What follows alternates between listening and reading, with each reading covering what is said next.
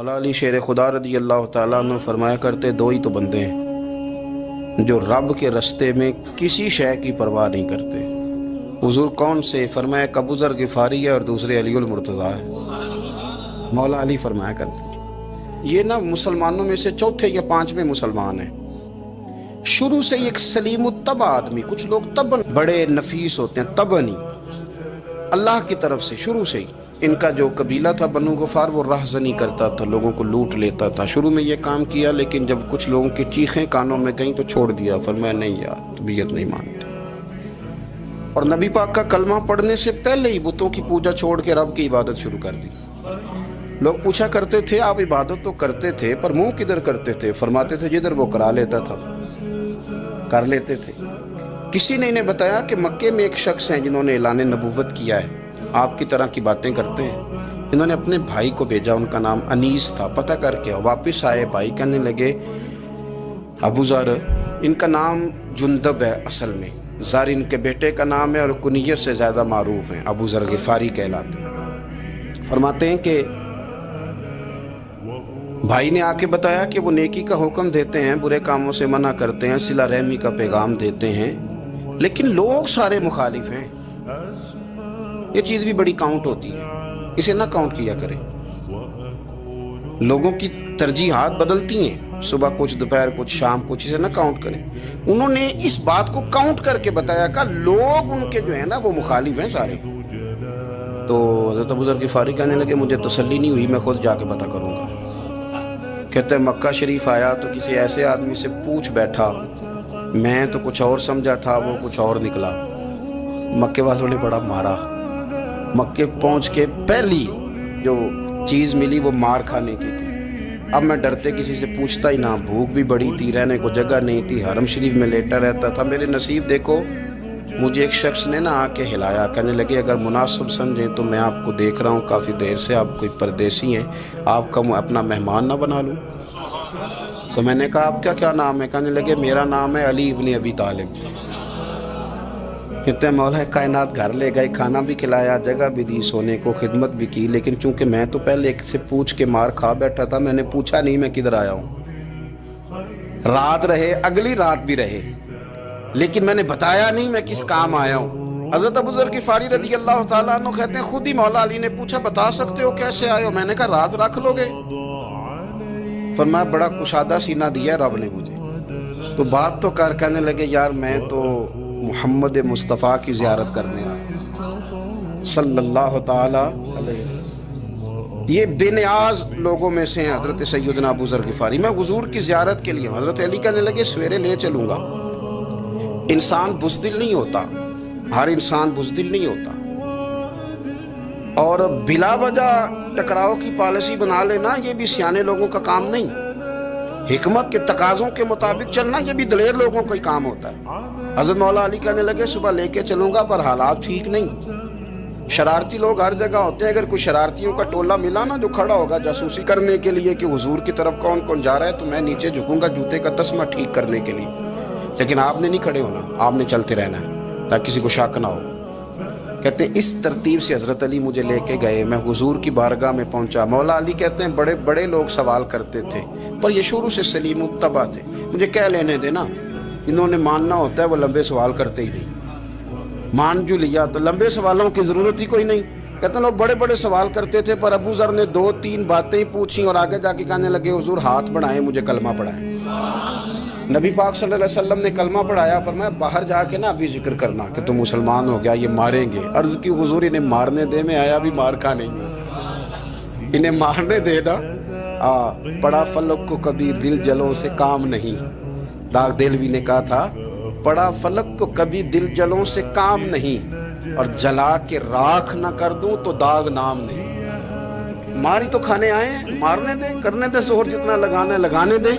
باہر جا کے اعلان کیا، مکے والوں نے مارا، اتنا مارا کہ بے ہوش ہو گئے۔ پھر کسی نے بتایا کہ تم نے گزرنا بھی ہے ان کے علاقے سے، بنو غفار سے، پھر ان کا پتہ بھی ہے یہ لوگ بڑے سخت ہیں، پھر چھوڑا۔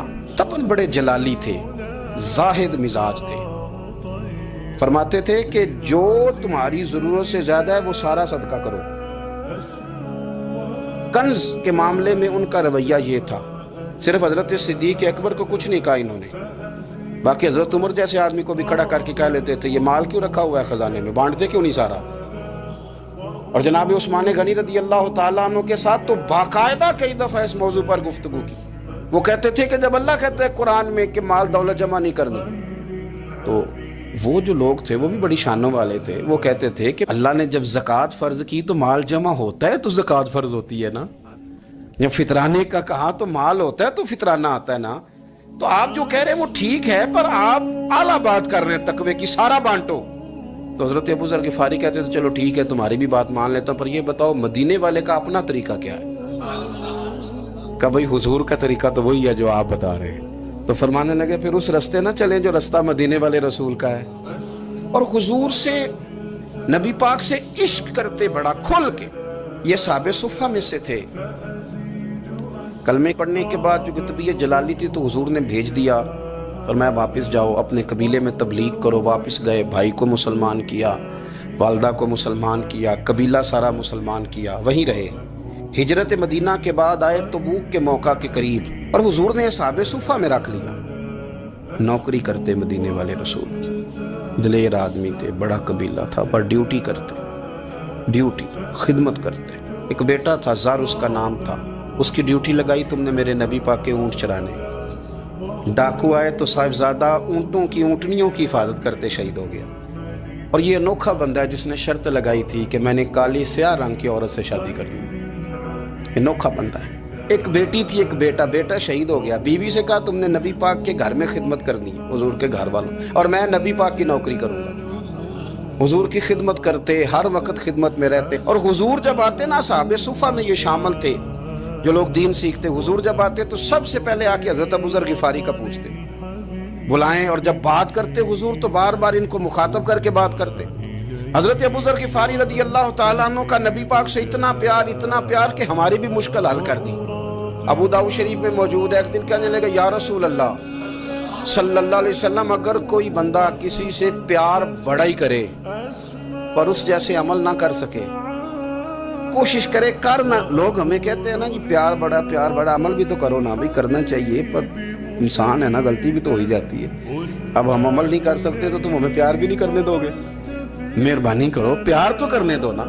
हजरत अबू ज़र गिफारी ने कहा, अबू दाऊद शरीफ में मौजूद है, या रसूल अल्लाह सल्लल्लाहु ताला अलैहि वसल्लम, हुजूर प्यार बड़ा करे पर उन जैसे अमल ना करे तो हुक्म क्या है? तो हुजूर ने फरमाया प्यार सच्चा करे, अल्लाह क़यामत के दिन जिससे मोहब्बत करेगा ना उसके साथ ही दोनों को इकट्ठा फरमा देगा।